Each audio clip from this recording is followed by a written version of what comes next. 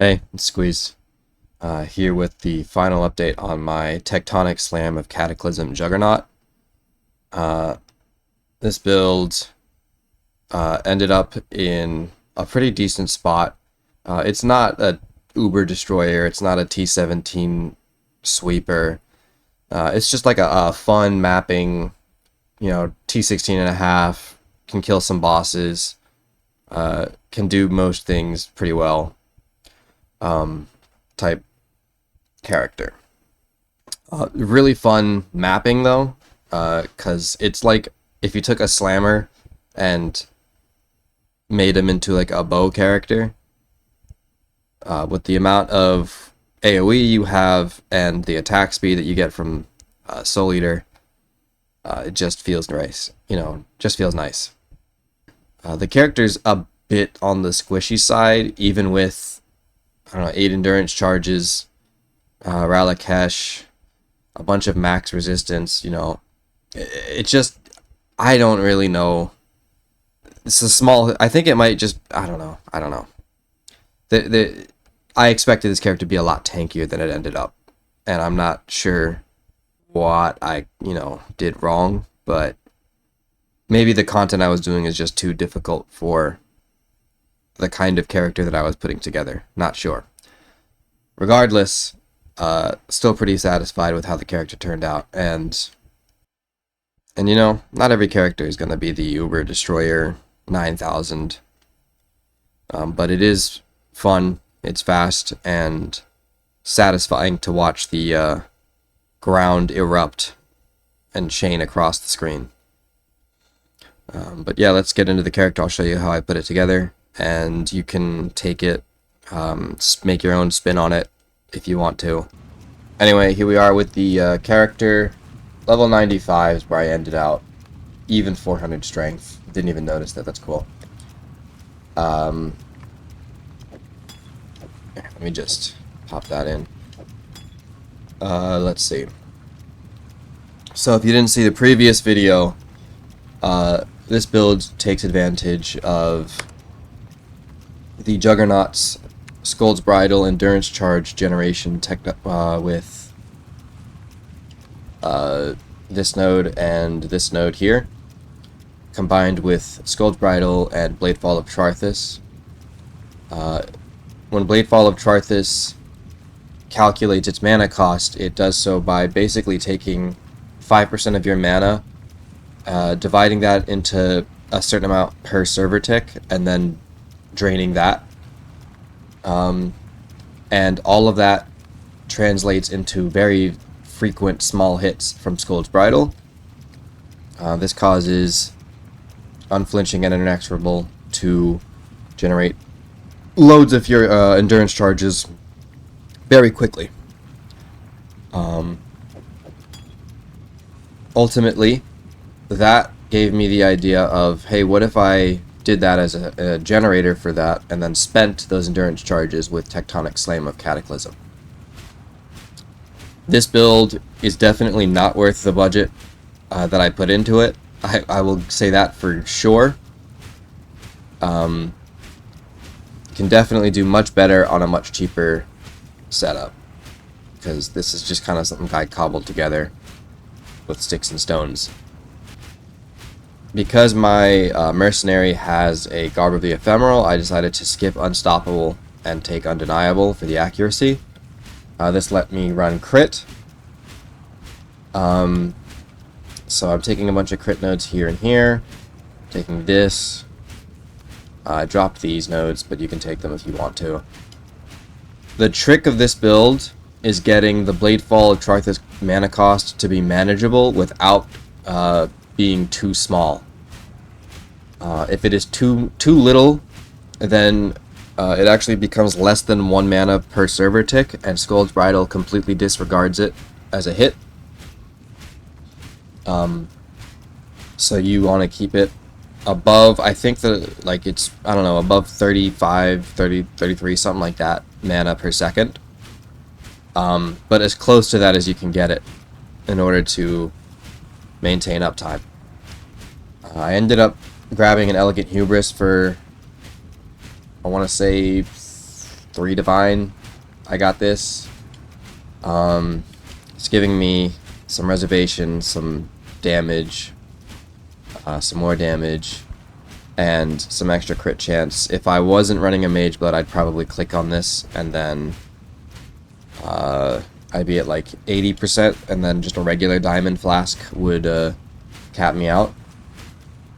We got all these crit nodes here. I ended up grabbing an Overlord cluster with Fuel to Fight. This cluster jewel here allowed me to drop the Sublime Vision I was using for the 1 point, and then I can put this jewel back on. My Storm Shroud, I am Shock Avoid on Flask, so you'd probably get that maybe from a belt to get ailment immune. Who knows, you could also get Shock Avoid on an Elegant Hubris and then just get a little bit more somewhere else on your character, and that would work just as well. Watcher's Eye just gives minus mana cost. Ideally, you'd have a second mod for Determination on there, or something else, I don't know.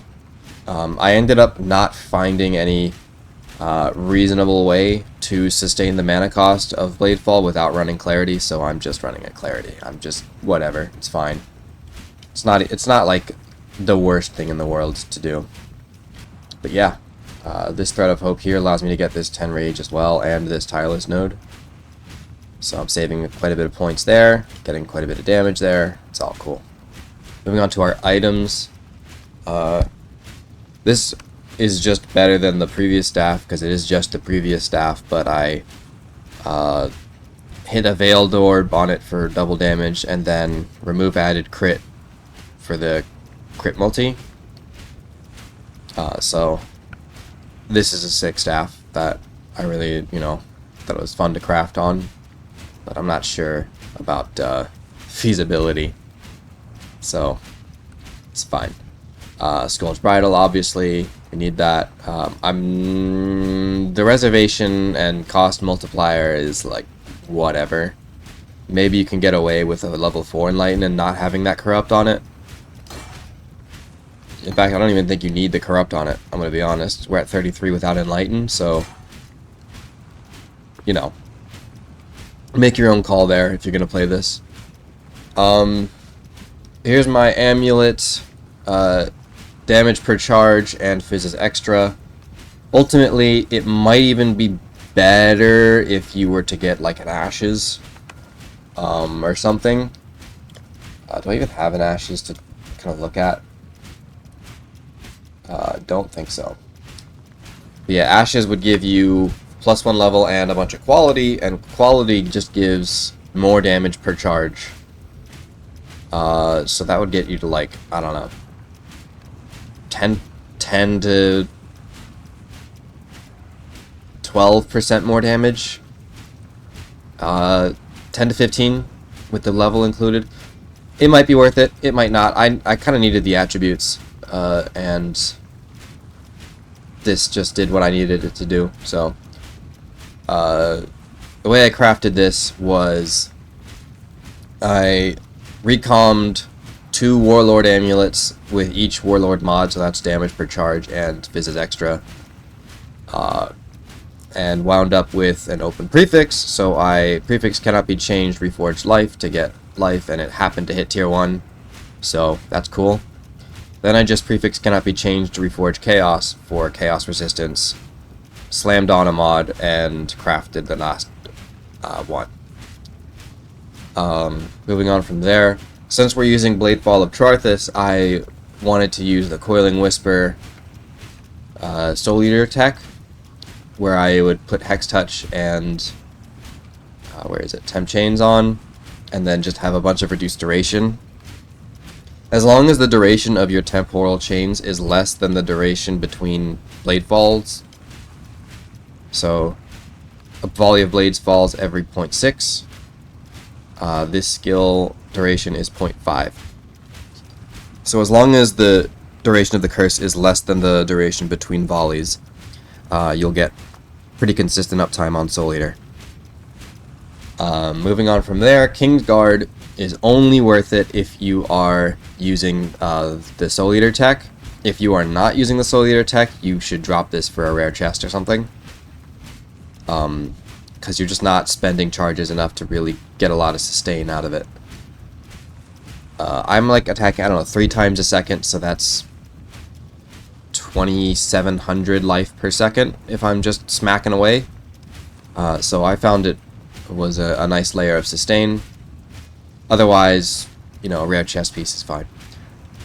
This is just giving me life, accuracy, attributes, Herald of Purity effect, whatever. It's fine. Mageblood's completely unnecessary, completely overkill. You don't need it. You could just run a rare belt. It's completely fine. And then, like I said before, Death's Door and Ralakesh are competing for my boot slot. I don't really have an idea of what I like better. I mean, Death's Door is just more damage, of course. So if you're just trying to soft core gamer, blitz through, grab one of these. But for consistency's sake, Ralakesh is defensively probably just better. It also gives you CB immunity, so you could run a better jewel than this and be happy. But, you know, make your own decision there as well. I'm not even running a life flask. I'm just choosing between 2 damage flasks here. And then, like, I can swap this chaos damage for whatever I need, a chaos res for whatever I need, for whatever content I'm doing. Ultimately, pretty happy with how the character turned out. It's a fun spin on the Slammer playstyle, by kind of Soul Eater brute forcing it into almost a bow playstyle. You're able to get quite a bit of damage and a pretty smooth mapping playstyle out of it. Would probably not recommend setting it up the way I did. Just out of the care for your wallet, I guess you would say. But yeah, I'm gonna be looking at doing some more builds in the future. So sub if you want. Oh, and my mercenary is not good. I mean, it's fine, right? It's giving me quite a bit of damage, and you know, Garber the Ephemeral makes me effectively crit immune, and lets me skip Unstoppable. But yeah, it's just Fire Exposure, Intimidate on gloves, Scorch boots, Kama's Binding. We got Anathema, and the guy's got Elemental Weakness, Haste, Flammability on hit.